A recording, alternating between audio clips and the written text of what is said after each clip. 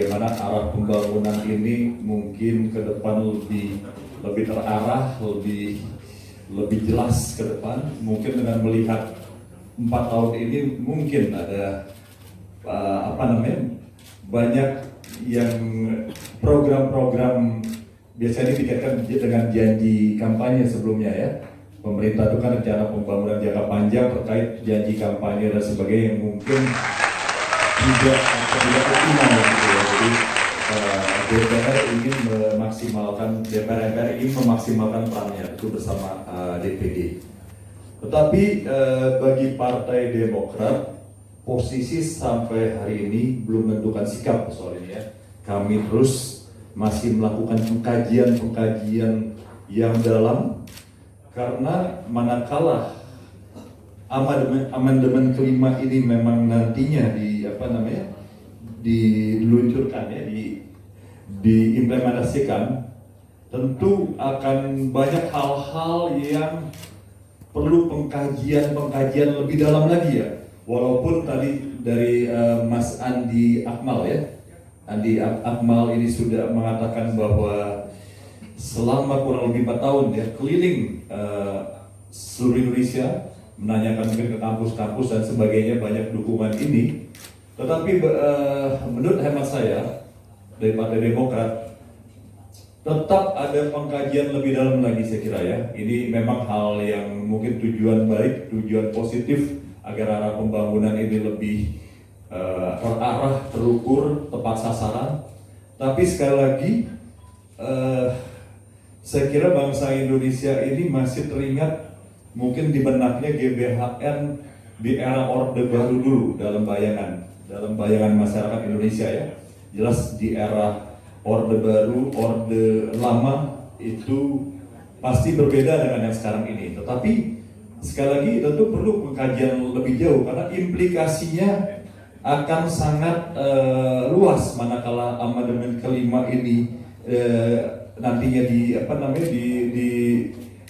diwujudkan begitu ya. Ini banyak hal yang harus dikaji lebih jauh.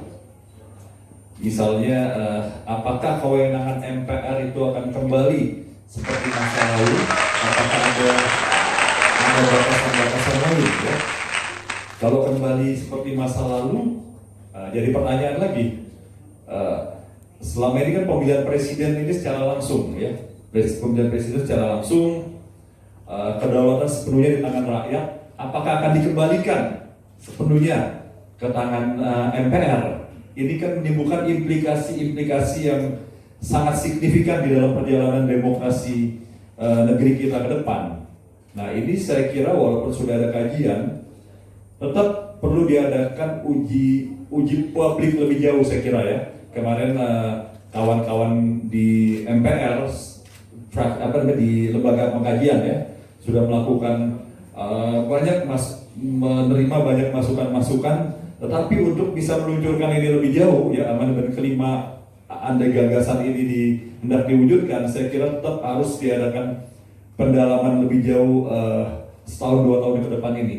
Kita jangan tergesa-gesa karena masyarakat masih, saya nggak bisa menyalahkan masyarakat masih bayangannya yang namanya GBHN ini masih mungkin Orde Baru dulu ya bayangannya ya, yang mana kewenangan MPR di kala itu memang luar biasa. Tetapi kita jangan lupa pada saat itu sebenarnya MPR sendiri simbolis juga pada saat itu karena peranan presiden luar biasa.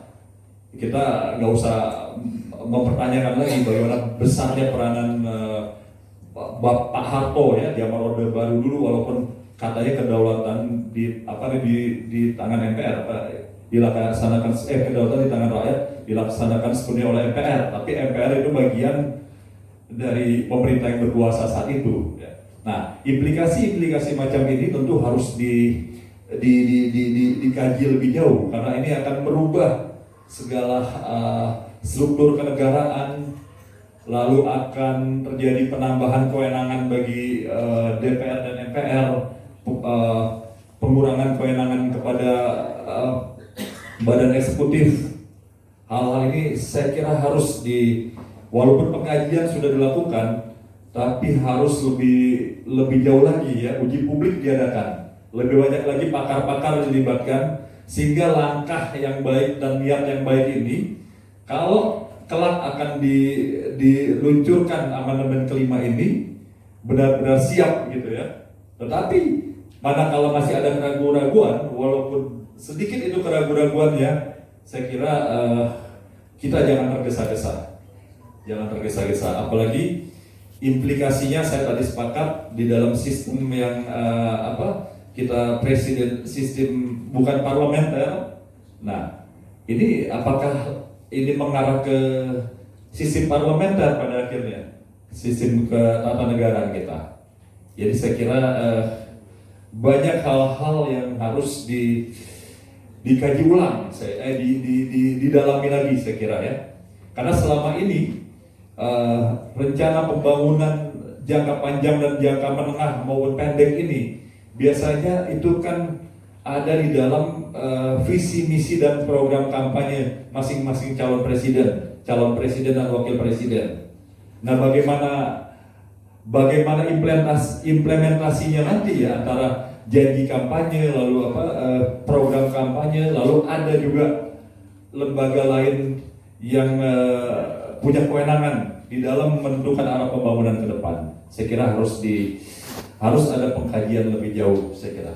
Mungkin itu sementara yang bisa disampaikan, karena lebih baik kita buka dialog gitu ya. Baik, terima kasih. Tambahan dari Bapak. Baik, saya perlu tambahkan